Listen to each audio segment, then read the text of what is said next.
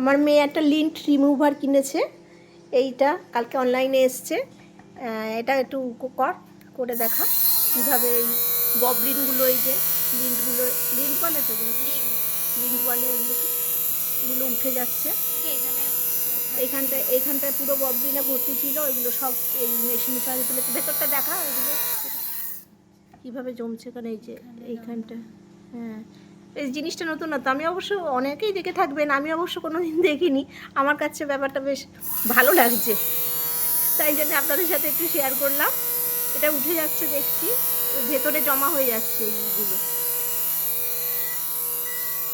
বেশ ভালোই জিনিসটা, অন্যরকম, বেশ কাজের। সবথেকে বড় কথা জিনিসটা হচ্ছে কাজের, অকাজের না।